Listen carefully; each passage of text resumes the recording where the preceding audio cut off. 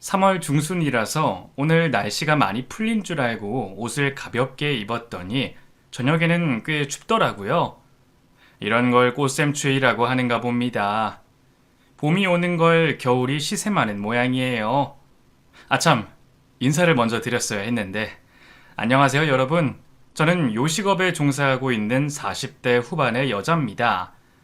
분식부터 시작해서 지금은 한식, 일식, 중국집까지 운영하고 있어요. 남들은 저에게 운도 좋고 사업 수완도 좋다고 말하지만 이렇게 되기까지의 과정은 정말 험난했습니다. 마치 꽃샘추위처럼 저 혼자는 성공하고 있었지만 시댁에서 제 바짓가랑이를 잡고 늘어져 있었습니다. 떼어내려고 해도 거머리같이 달라붙어서 정말 힘들었어요. 당시에는 어떻게 해야 하나 고민도 많고 스트레스도 받고 괴롭기까지 했는데 그래도 어떻게 그 일이 꽃샘추위 마냥 지나갔어요. 밝은 봄날을 살고 있는 제가 그 시모와 신우와 아주버님 그리고 전 남편이 벌인 짓과 그리고 나서 그들이 받게 된 죗값을 이야기해드리고 싶습니다. 이 유튜브 채널에서 줄곧 사연만 들어오다가 오늘은 이렇게 이야기를 시작하려니 어디서부터 해야 할지 모르겠네요. 다른 분들도 그러시겠지만 어려서부터 시작해서 결혼을 해서까지 저에게는 삶의 굴곡이 꽤 많았습니다. 일단 저는 부잣집에서 딸 셋 중에 막내로 태어났습니다. 저희 아버지가 건설회사의 사장님이셨어요. 그리고 전업주부로 저희 세 자매를 살뜰히 돌봐주시는 어머니 덕분에 남부럽지 않게 풍족하게 자랐습니다. 2살 터울씩 나는 세 자매는 옷으로 다툴 일이 없었어요. 자매들끼리 옷 가지고 피 튀기게 다툰다고 하잖아요. 그런데 저희 자매는 그런 일이 없었습니다. 엄마가 백화점에서 옷 사왔어. 이건 첫째 민지 거, 이건 둘째 민영이 거, 이건 우리 막내 미란이 거. 와, 엄마 진짜 마음에 들어요. 딱 내가 좋아하는 스타일인데? 감사합니다. 그거 얼마나 한다고. 언제든 필요한 거 있으면 엄마한테 다 말해. 오늘은 갈비찜을 좀 할까? 네, 갈비찜 좋아요. 엄마 최고. 저희 집이 부유할 때는 각자 좋아하는 스타일의 옷들을 구분해서 사주셨거든요. 서로 질투할 일이 없어서 자매들 사이도 좋았습니다. 제 나이 12살부터 그렇게 영원할 줄만 알았던 저희 집안이 점점 기울기 시작했어요. 그 당시 제 나이가 12살이었습니다. 준비물을 사가기도 힘들어지기 시작했고 결국 2년 만에 저희 아버지 회사는 부도를 맞게 됐어요. 그 후로 저희 가족은 달동네 판자촌으로 이사를 가게 됐습니다. 난생 처음 보는 달동네 판잣집을 보고 정말 깜짝 놀랐어요. 하지만 어머니와 아버지의 지친 모습을 보고 저희 자매는 아무 말도 할 수 없었습니다. 아버지가 말씀하셨어요. 우리 딸들 앞으로는 조금 힘들 거야. 아빠가 잘했어야 했는데 미안해. 당신한테도 미안하고. 그래도 1년 안에는 이 판자촌에서 벗어나서 빌라에서라도 살자. 내가 열심히 할게. 아버지의 말에 저희는 훌쩍이며 눈물을 흘렸고 저희 어머니는 단호하게 말씀하셨습니다.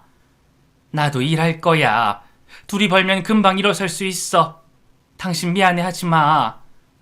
전업주부셨던 어머니도 식당에 나가 일을 하셨고 아버지는 트럭 운전기사로 일을 하기 시작하셨어요. 아버지는 집에 못 들어오실 때도 많았고 엄마는 낮부터 밤까지 식당에서 일을 하셔서 허름한 판잣집에 저희 자매 셋이 있을 때가 많아졌습니다. 당시에 집에 텔레비전도 없어서 언니들은 밥 먹을 생각도 안 하고 공부에 열중했어요. 그래서 제가 집에 있는 쌀로 밥을 지어서 간단한 재료만 넣고 김밥을 만들어줬습니다. 그때 언니 둘의 반응이 아직도 잊혀지지가 않네요. 이걸 미란이 네가 혼자서 만들었다고? 정말이야? 너 이런 거 배운 적 있어? 아니, 학교에서 가정시간에 실습할 때 해보고 언니들이 너무 안 먹어서. 제 말에 둘째 언니는 엄지손가락을 치켜들며 따봉을 외쳤습니다. 야, 미란이 너 요리에 재주가 있나봐. 사 먹는 것보다 훨씬 맛있다. 잘 먹을게, 미라나. 너도 같이 먹자. 그렇게 저희 세 자매는 두런두런 앉아서 제가 싼 김밥을 먹으며 오랜만에 왁자지껄 웃었습니다. 그때부터 저는 요리사가 목표가 됐어요. 맛있는 요리는 사람들을 즐겁게 하고 제가 그 맛있는 요리를 만드는 사람이 되고 싶었습니다. 그날 이후로 언니들 도시락도 저녁도 다 제가 해주기 시작했어요. 요리를 하며 이런저런 시도를 했고 그때마다 칭찬을 받았습니다. 미란이 정말 요리사 될 건가 봐. 어쩜 이렇게 맛있냐? 그치, 미니야? 그러게 말이야. 미란아, 너는 반드시 훌륭한 요리사가 될 거야. 네가 만드는 음식들 웬만한 가게들보다 훨씬 더 맛있어. 저는 언니들의 그런 응원의 말을 들을 때마다 한박 웃음을 지으며 기뻐했습니다. 사실 매번 맛있기는 힘들잖아요. 맛이 없을 때도 있었을 텐데 언니들은 제가 즐거워하는 모습을 보고 차마 맛없다고 할 수 없었다고 나중에야 이야기하더라고요. 아무튼 언니들은 공부를 잘했고 저는 공부보다는 요리에 취미를 갖고 열심히 꿈을 키워나갔어요. 그리고 아버지가 약속한 1년보다는 늦었지만 저희는 방 2개짜리 반지하 빌라로 이사갈 수 있었습니다. 어머니 아버지는 저희 등록금을 마련해야 한다며 쉬지 않고 일을 하셨어요. 저희 자매는 얼른 어른이 돼서 부모님 고생을 끝나게 하고 싶다는 마음을 항상 가지고 있었습니다. 공부를 정말 잘했던 첫째 언니는 장학금을 받고 명문대학교에 다니게 됐어요. 2년 후 둘째 언니도 첫째 언니 못지않게 좋은 대학에 장학금을 받고 입학했습니다. 언니들은 다 좋은 대학에 갔지만 저는 대학에 갈 생각이 전혀 없었어요.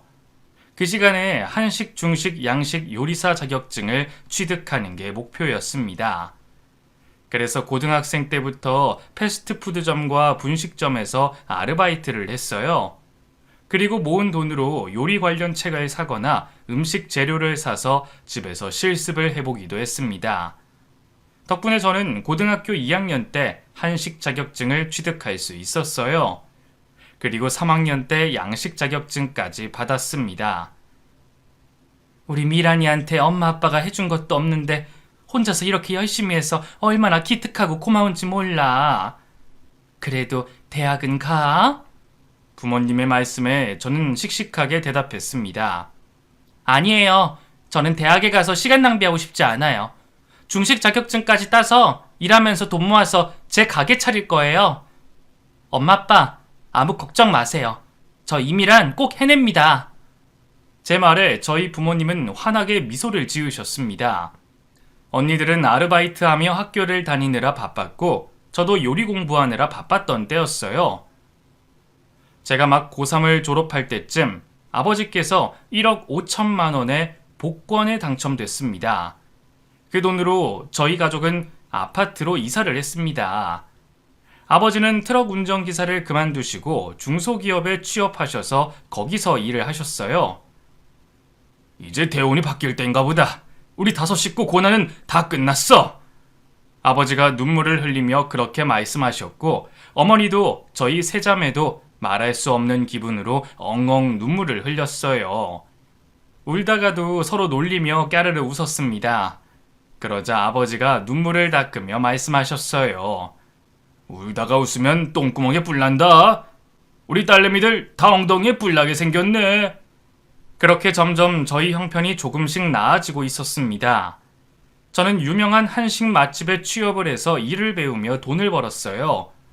혼자서 할 때는 몰랐는데 실전은 또 다르더라고요. 다행히 좋은 셰프님을 만나서 많은 가르침을 받았습니다. 그렇게 한식 가게에서 2년간 일을 한 후에 제 아이디어를 마음껏 펼치는 가게를 하고 싶었어요. 미란이 너 이제 네 가게 해볼 생각 없어? 셰프님의 물음에 저는 힘주어 대답했습니다. 하고 싶어요. 많이는 아니지만 돈도 열심히 모았습니다. 그래? 이제는 나가서 네가 잘할 수 있는 음식으로 가게 차려봐. 메뉴는 적을수록 좋은 거 알지? 네, 감사합니다 셰프님. 덕분에 많이 배웠어요. 그렇게 일을 그만두고 저는 일하면서 모은 돈으로 10평짜리 작은 가게를 얻었습니다. 그리고 저는 저만의 김밥을 개발해서 장사를 시작했어요. 너무 구석에 있고 찾기 어려워서 처음에는 파리만 날렸습니다. 하지만 저는 간판도 새로 하고 인테리어도 깔끔하게 해서 다시 남다른 김밥이라는 상호명의 김밥 가게를 다시 시작했고, 그때부터 점점 매출이 올라가더니 나중에는 다른 지역 사람들까지 찾아주는 맛집이 됐습니다. 혼자서는 힘들어서 저희 어머니도 가끔씩 오셔서 일손을 도와주셨어요. 미란아, 쉬엄쉬엄 해. 너 이러다 쓰러지겠다. 아니에요, 엄마. 저 아직 쌩쌩해요. 젊어서 고생은 사서도 한다잖아요. 으이그 못 말려 우리 딸. 저는 일을 하는 게 즐거웠어요. 제가 만든 김밥이 맛있어서 재방문해주시는 손님이 늘어갈 때마다 정말 행복했습니다.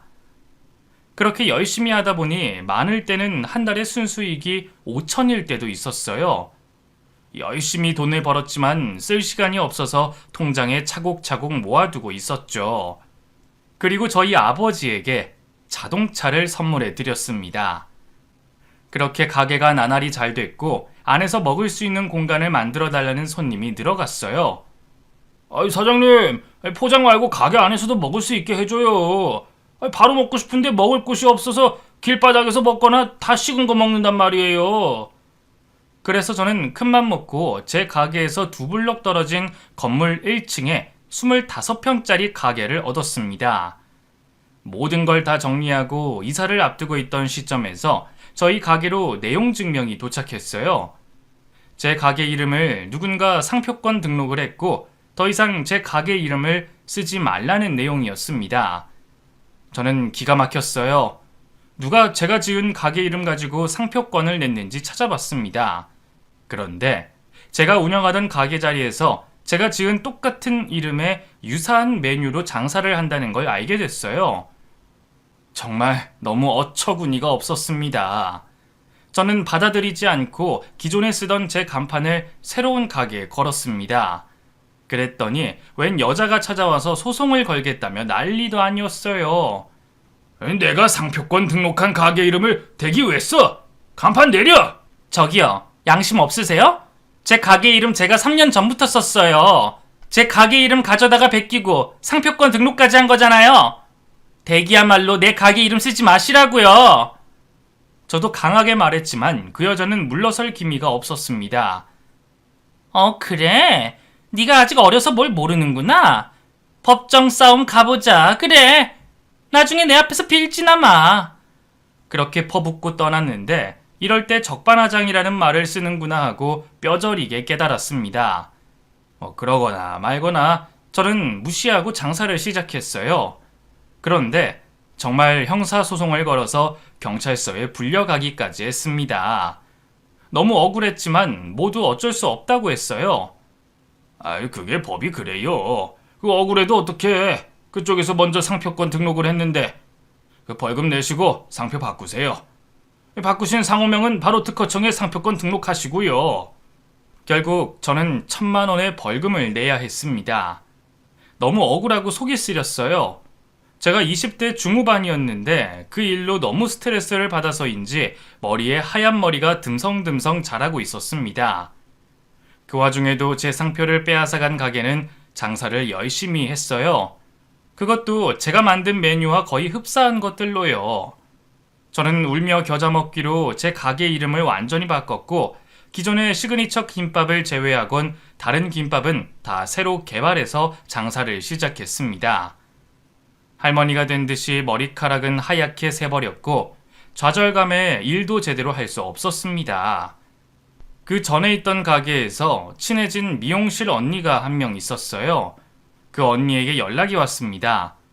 미란아, 뭐해? 장사는 잘 돼? 다 뺏겼어. 언니, 나 진짜 미치겠어. 너 그러고 있지 말고 언니랑 맥주나 마시자. 맥주 마시면서 얘기하자. 땡땡 호프집으로 와. 언니의 말에 저는 평소에 술을 입에도 대지 않았지만 취하고 싶은 마음에 호프집으로 갔어요. 호프집이 작고 손님도 별로 없더라고요. 언니는 웬 남자와 대화를 나누고 있었습니다. 제가 가니까 소개를 시켜줬습니다. 미란이 왔어? 여기 앉아. 이쪽은 여기 호프집 사장님인데 여자친구가 없대. 미란이 너 이 사람 어떠니?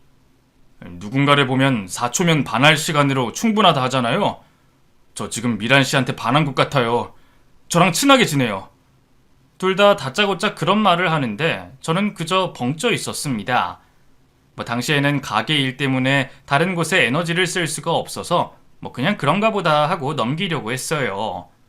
그리고 언니와 함께 과일 안주에 맥주를 마셨습니다. 미란아, 어쨌든 일은 벌어진 거 그냥 다 잊어. 새로 해도 너는 잘 될 거야. 오늘 같은 날은 그냥 고주망태로 취해버리자. 사장님, 여기 소주랑 맥주 하나씩 주세요. 언니는 폭탄주를 말아서 저에게 건넸고 평소 술 한 모금 마시지 않던 저는 그 폭탄주 3잔만에 취해버려서 몸을 가눌 수가 없었어요. 저도 모르는 새에 의자에 움츠리고 누워서 잠을 자기 시작했습니다.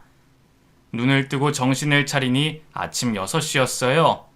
저는 라꾸라꾸 침대에 옮겨져 있었고 이불을 덮고 있었습니다. 머리가 깨질 듯이 아파서 가만히 앉아 있는데 누군가 저에게 꿀물을 내밀었어요. 고개를 들어보니 그 전날 봤던 호프집 사장이었습니다. 괜찮아요? 술이 왜 이렇게 약해요? 데려다 주려는데 집도 모르고 너무 곤히 잠들어 계셔서 가게에 있는 간이 침대 펴서 옮겨드렸어요. 잘 잤어요? 그 말을 듣고 저는 너무 창피했습니다. 죄송해요. 제가 민폐를 끼쳤네요. 덕분에 잘 잤어요. 저 가봐야 해서 고맙습니다. 그렇게 말하고 저는 후다닥 그 자리에서 도망가려 했는데 그 사람이 제 팔을 잡고 해장하고 가라고 말했습니다. 여기 앞에 속 쫙 내려주는 해장국집 있거든요. 먹고 가요. 그리고 이거 마셔요. 숙취해소제. 속이 너무 쓰렸기 때문에 그걸 받아 마시고 저는 그 사람과 함께 해장국집으로 갔습니다. 정말 속이 시원해질 만큼 맛있는 콩나물 해장국이었어요. 밥을 먹으면서 그 사람은 저에 대해 물었습니다. 얼굴은 애긴데 머리카락이 왜 그렇게 염색한 거예요? 아니요. 최근에 스트레스 받는 일이 많았는데 자연스럽게 이렇게 되더라고요. 무슨 일이길래 머리카락이 그렇게까지 돼요? 그 사람의 물음에 아무 저항 없이 저는 제 이야기를 시작했습니다. 누군가에게 털어놓고 싶은데 털어놓을 데가 없었던 저는 그 사람에게 제가 겪은 일에 대해 다 쏟아냈어요. 제 이야기에 호응해주며 잘 들어줘서 고마웠습니다. 잘 되는 가게 봐뒀다가 그렇게 이용해 먹는 하이에나 같은 것들이 있어요. 이 상도덕이라는 거는 개나 주고. 에휴, 그런 인간들 때문에 너무 스트레스 받지 마요. 그러기엔 미란 씨 아직 어리고 시간이 아까워요. 그 말을 듣고 많은 위로를 얻고 오랜만에 기운이 샘솟았습니다. 그래서 저는 액땜이라고 생각하고 다시 최선을 다하자는 마음이 들었어요. 미용실 언니에게 가서 염색을 했습니다. 언니는 그 사람 칭찬을 아끼지 않았죠. 승진이 어때? 애 괜찮지? 너보다 2살 많나? 정말 성실한 애야. 한번 만나봐. 승진이는 너 좋다고 나한테 귀엽을 정도로 말하더라. 걔가 그런 애가 아니거든. 젊은 나이에 연애도 하고 그래야지. 그 언니의 말에 저는 그럴까? 만나볼까? 라고 대답했습니다. 그러자 신이 난 언니가 그 사람에게 제 연락처를 줬고 그날부터 서로 문자도 주고받고 실없는 이야기로 몇 시간씩 통화를 하며 연인 사이로 발전했어요. 그 사람과 만나면서 긍정적인 기운을 얻어서인지 저는 전 가게에서 하던 것보다 메뉴 수를 늘리고 더 열심히 일했습니다. 제 상호명을 빼앗고 자리까지 차지한 나쁜 사람들의 가게가 한동안 잘 되다가 제가 멀지 않은 곳에 새로운 이름과 메뉴로 가게를 냈다는 사실을 알게 된 손님들이 제 가게로 몰려들기 시작했어요. 그렇게 저는 다시 맛집으로 소문이 나서 눈코 뜰 새 없이 바빠졌습니다. 남자친구와도 자주 만나기 힘들 정도로 바빴어요. 그렇게 1년간 연애를 하다가 남자친구가 저에게 청혼을 했습니다. 미란이 너 그렇게 일만 좋아하고 이러면 나 잊을 것 같아서 법적으로 내 아내가 돼주면 좋겠어. 넌 어때? 내가 네 옆에서 든든한 기둥이 되어줄게.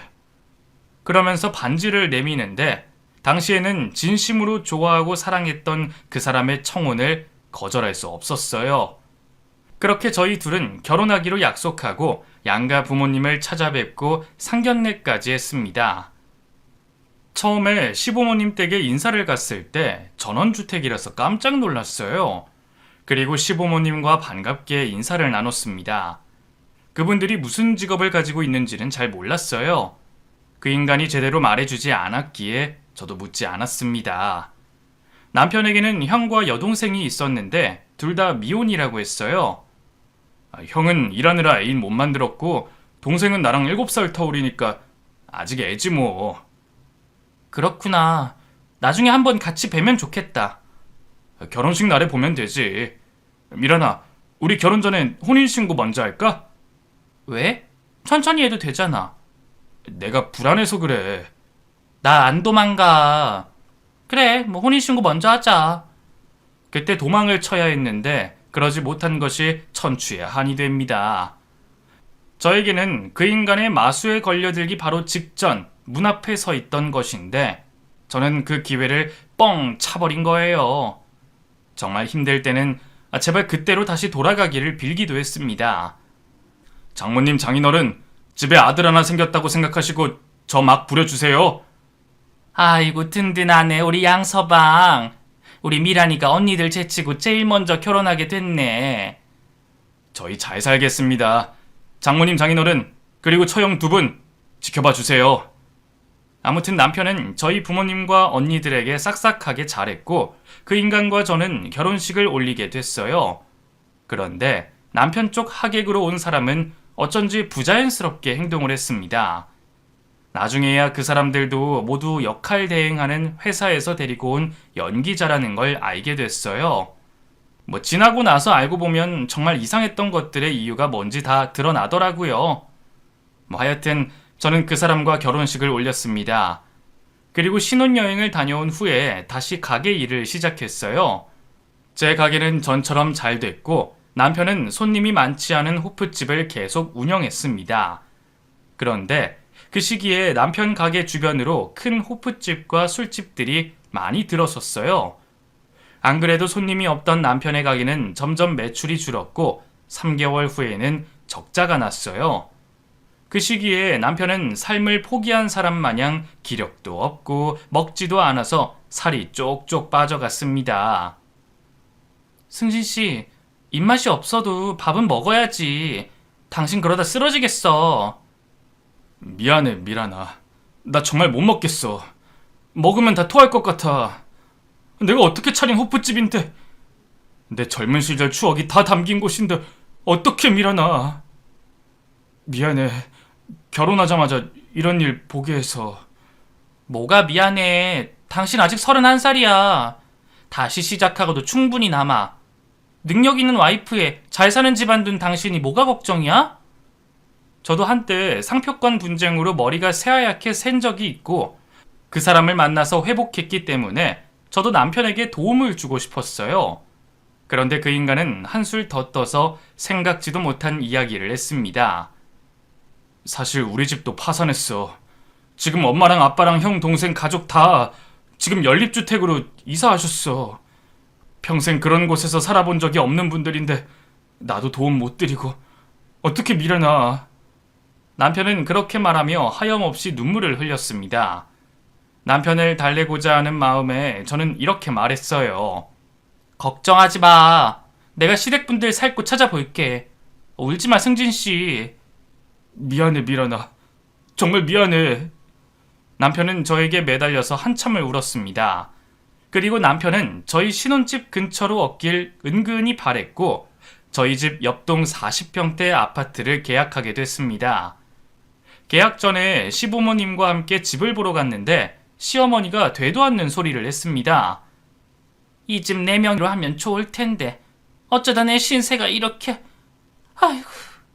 억지로 눈물을 짜내는 시어머니의 모습을 보고 저는 단호하게 말했어요. 그건 좀 그렇네요. 제가 산 집인데 제 명의로 해야죠. 아주버님 일하시고 자리 잡고 어머님 아버님도 집에만 계시지 말고 일자리 한번 알아보세요. 저는 아무런 악의 없이 그렇게 말했는데 시아버지가 빽 소리를 질렀습니다. 너 지금 집 하나 해줬다고 유세 떠냐?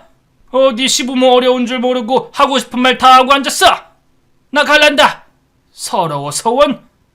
못할 소리를 한 것도 아닌데 마치 제가 후레자식이 된 것 마냥 화를 내셔서 어처구니가 없었습니다. 결혼 전에 교양 있는 척하던 모습과는 완전히 달라져 있었어요. 그 와중에 남편도 저에게 핀잔을 줬습니다. 너 왜 그랬어? 안 그래도 지금 힘든 분들한테... 그리고 이 집 명의 엄마로 해드리는 거 어려운 일도 아닌데. 나 엄마 아빠한테 가서 달래드리고 올게. 너도 반성 좀 해. 사실 정말 어이없는 상황이었습니다. 물 빠진 사람 구해줬더니 보따리 내놓으라는 심보도 아니고 말이에요. 그래도 시부모가 그렇게 가신 게 마음에 걸려서 전화로 화를 풀어드렸습니다. 어머님, 아까는 제가 너무 걱정되는 마음에 도를 지나친 것 같아요. 죄송해요. 화 푸세요. 그럼 네 말대로 우리 일하고 자리 잡을 때까지 한 달에 300씩 생활비 좀 보내다오. 너한테는 미리 말 못했지만 네 아주버님 암 걸려서 주기적으로 병원 가서 항암 받고 있어. 아, 그래서 머리카락이 없으셨구나. 네, 어머님. 제가 자리 잡으실 때까지 매달 생활비 보내드릴게요. 급하게 큰돈 필요하시면 저한테 연락 주시고요. 그래, 알았다. 끊는다. 시어머니와 전화를 끊고 정신을 차리고 보니 저는 매달 시댁 생활비를 300만 원씩 줘야 하는 사람이 돼 있었어요. 눈 뜨고 코 베인 것 같은 기분이었습니다. 하지만 아주버님도 아프셨다는 걸 몰랐어서 저는 그냥 흔쾌히 생활비를 드리자고 생각했어요. 하지만 2년이 넘도록 생활비를 드리게 될 거라고는 상상도 못했습니다. 아무튼 당시에 남편은 다시 살도 붙고 한동안 연애 때처럼 다정하게 굴었어요. 제 가게에 나와서 일도 도와줬습니다. 그리고 2달을 넘기지 못한 채 남편은 자기 가게를 차리겠다며 여기저기에 자리를 알아보고 돈을 빌리러 다녔어요. 내가 어떻게 너한테 가게를 해달라고 해. 내 힘으로 알아볼게. 은행에 갔더니 내 등급으로는 대출이 안 나온다고 하네. 뭐 친구들한테 빌리면 돼. 남편이 그렇게 말했고 저는 그러라고 했습니다. 자기가 원하던 반응이 아니었는지 저를 한참 쳐다보더라고요. 왜? 내 얼굴에 뭐 묻었어? 아니 뭐 그래 뭐 한 달에 1,000만 원 넘게 버는 와이프 있어도 그 돈이 내 돈은 아니니까. 알았어. 남편은 그렇게 말하고 집을 나가버렸습니다. 저도 점점 지쳐가고 있었습니다. 웬만한 직장인보다 돈을 많이 벌긴 했지만 번만큼 저축을 하지 못했어요. 남편도 점점 더 행패를 부리고 제가 왜 이러고 살아야 하나 싶더라고요. 그래서 이혼을 하기로 결심했습니다. 집에 들어오지 않던 남편에게 문자로 이혼하자는 말을 전송했어요. 그리고 며칠 후에 시어머니가 급하게 제 가게로 찾아왔습니다. 아유 미란아, 아이고 미란아, 이를 어쩌냐? 네 아주버님 죽게 생겼다. 네? 그게 무슨 말씀이세요? 암세포가 다른 장기로 전이돼서 수술을 해야 하는데 수술비가 없어. 네가 큰돈 필요하면 말하라고 했지. 5천만 해줄 수 없냐? 그 정도로 돈이 많이 필요해요? 그러게 말이다. 다른 과 의사들이랑 협진해서 수술한다는데 수술하고 나면 입원비까지 해서 그만큼 들어. 저랑 병원 같이 가세요. 병문안을 한 번도 못 드려서 죄송하네요. 뭐? 아니 내가 설마 거짓말이라도 칠까봐? 네 아주버님 지방대학병원에 입원 중이다. 거기까지 쫓아올래? 그럼 어머님 저한테 차용증 써주실 수 있어요? 저는 불현듯 시모에게 순순히 그 돈을 주면 다시 받지 못할 거라는 생각이 들었어요. 제가 그간 시댁에게 갖다 바친 돈도 어마어마한데 5천만 원까지 빼앗기기는 싫었습니다. 그래서 시어머니에게 차용증을 쓰자고 했어요. 그래, 뭐 차용증까지 거 써줄게. 너도 참 독하다. 이 돈을 시어머니한테서 기어코 받아내겠다고? 정말 대단해. 뭐라고 하든 저는 차용증을 써서 공증까지 받았습니다. 돈을 인출하러 갔는데 시모가 제 옆에 딱 붙어서 자꾸 힐끔힐끔 보더라고요. 그때 제 통장 비밀번호를 보려고 했다는 사실을 전혀 몰랐습니다. 시모의 검은 속내도 모르고 저는 은행에서 5천만 원을 시모 통장으로 보냈어요. 아무튼 고맙다. 수술 끝나면 연락할게. 시모는 돈을 받고는 그대로 떠나버렸습니다. 그리고 그날 남편이 집으로 돌아왔어요. 당신 어디 갔다가 이제 오는 거야? 돈은 빌렸어? 나 돈 생길 거야. 너한테 돈 달라는 소리 안 할 테니까 걱정 마. 말을 왜 그렇게 해? 아주버님 큰 수술 받으신다는데 가봤어? 제 말을 듣고 남편이 당황하며 말했습니다.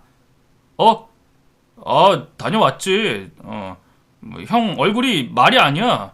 어쩌다 그런 몹쓸 병에 걸려서 우리 가족한테 왜 이렇게 불행만 닥치는지 모르겠어.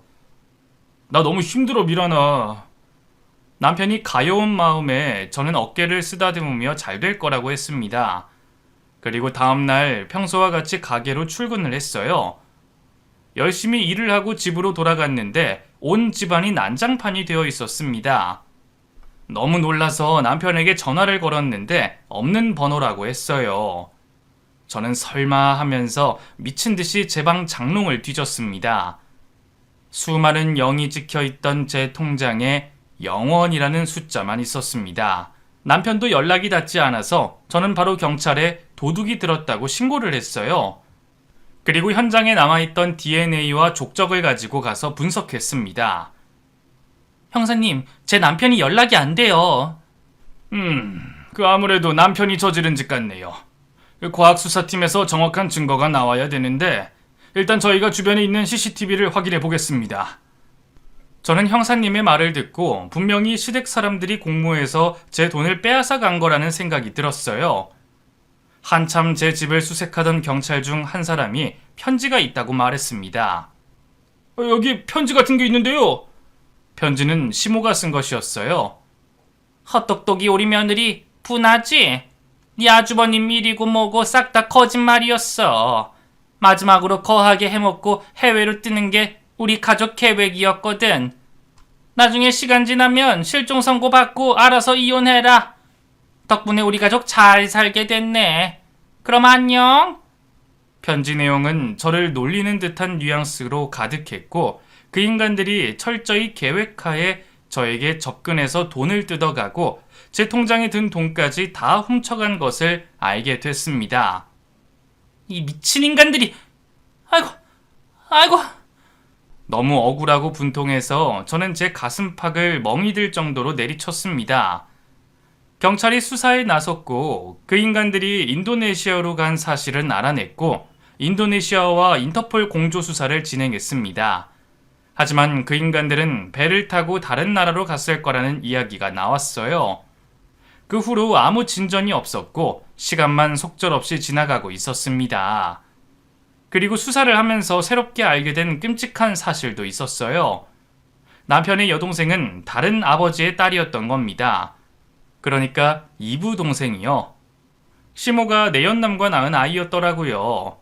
그리고 제 김밥 가게의 상호명을 베껴다가 상표 등록을 했던 도둑놈도 알고 보니 아주버님이었습니다. 언제부터 그렇게 철저히 저를 속이고 사기를 친 건지 아득해져서 기가 막혔어요. 저는 계속 가게를 운영하고 있었지만 만성 두통과 급성 위염으로 가게에 제대로 출근할 수가 없었어요. 그렇게 3개월이 지났는데 경찰로부터 뜻밖의 소식을 듣게 됐습니다. 태국에서 시어머니를 구출해서 한국으로 곧 소환한다고 했습니다. 왜 시어머니만 발견한 거예요?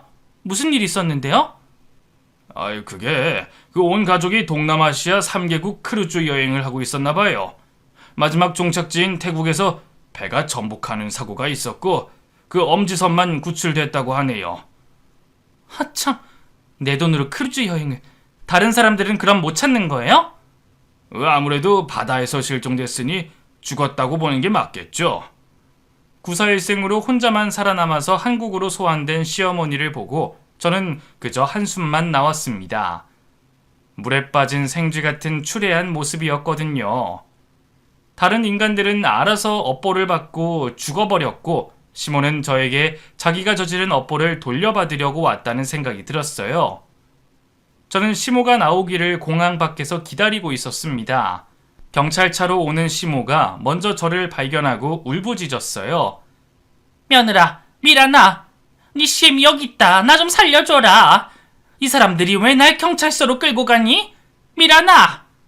당신이 무슨 내 시어머니야. 내 돈 가지고 날라버린 도둑놈이지.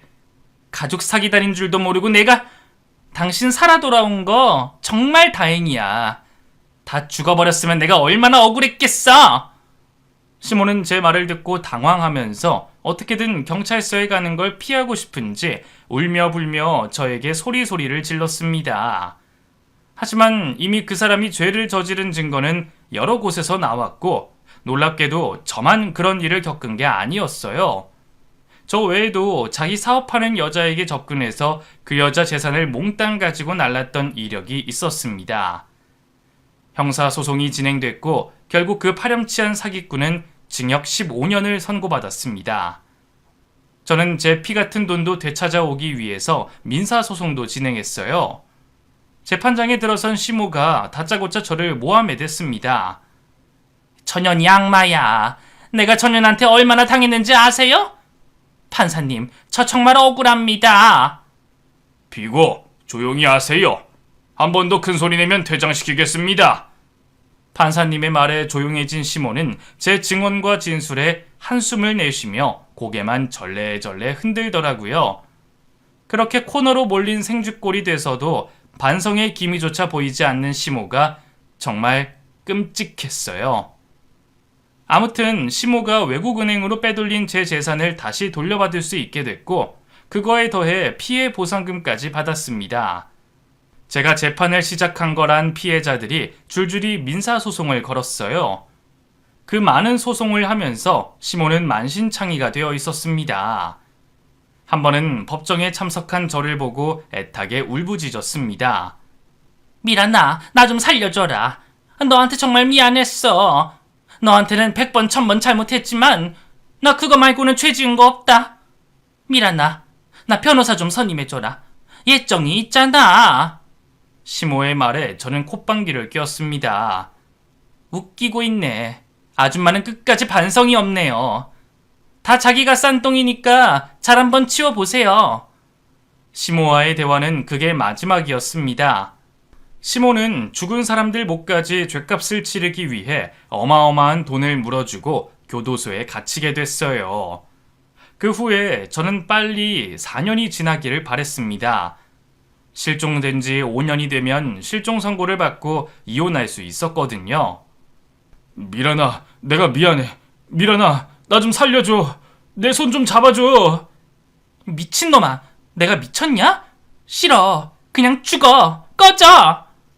시간이 지날 동안 저는 바다에 빠져 죽은 전 남편이 살아서 돌아오는 악몽을 자주 꾸게 됐습니다. 잠꼬대로 소리를 지르다가 깬 적이 한두 번이 아니었습니다. 하지만 그런 일은 일어나지 않았어요. 실종된 지 1년 반 만에 남편과 그 외의 사기꾼 가족들의 시신이 발견됐다는 소식을 접했습니다. 남편의 형과 동생은 무연고자로 태국의 어느 무덤에 묻혔고 남편의 시신만 데리고 와서 사망 선고를 받고 저는 그제서야 이혼을 할 수 있었습니다. 이 인간아, 뭐가 그렇게 욕심이 나서 그런 쓰레기 같은 인생을 살았니? 훔쳐간 돈으로 제대로 누리지도 못하고 죽어버려서 참 억울하겠다. 그래도 어쩌냐. 네 똥 네가 치우는 거지. 지옥으로 잘 가라. 내가 배웅해 줄 테니까.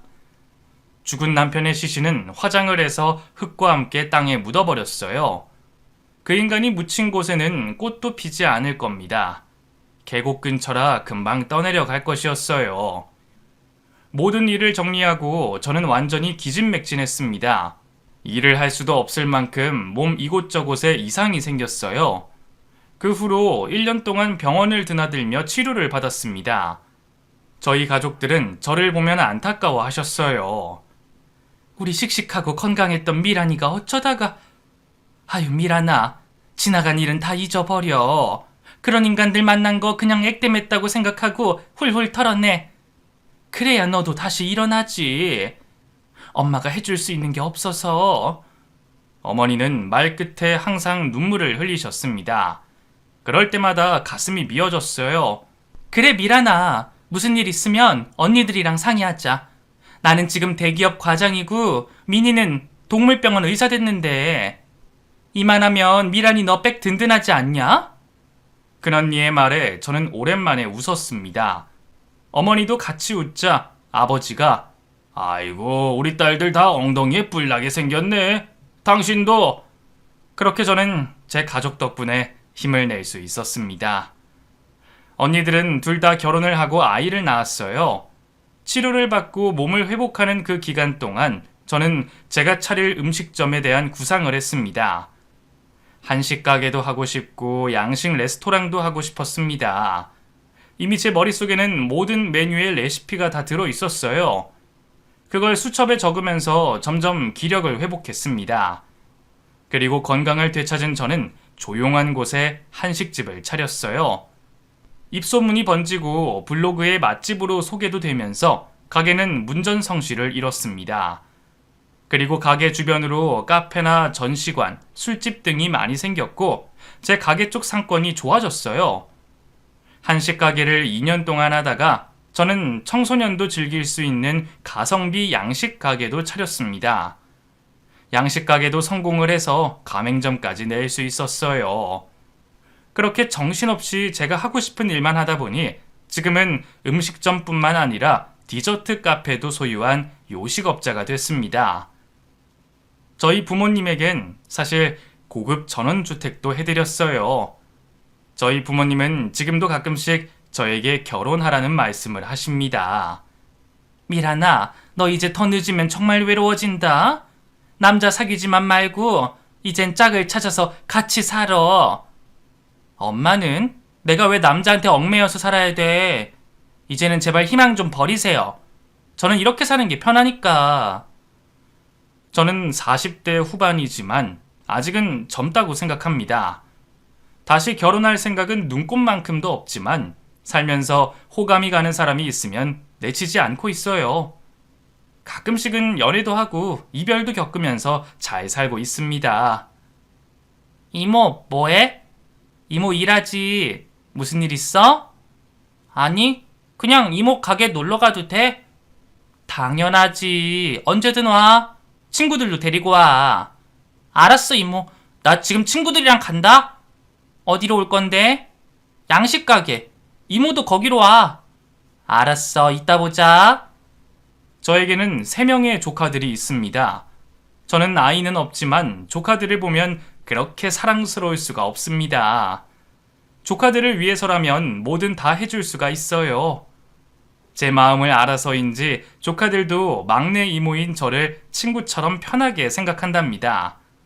정말 모진 일도 많이 겪었지만 그래도 포기하거나 좌절하지 않고 제 일을 놓지 않아서 지금 이렇게 요식업계에서 이름 꽤나 날리는 사람이 된 것 같습니다. 앞으로도 저는 제가 좋아하는 일을 하면서 번 돈으로 어려운 이웃에게 기부도 하고 가족들과 저를 위해 아낌없이 쓰면서 열심히 살겠습니다.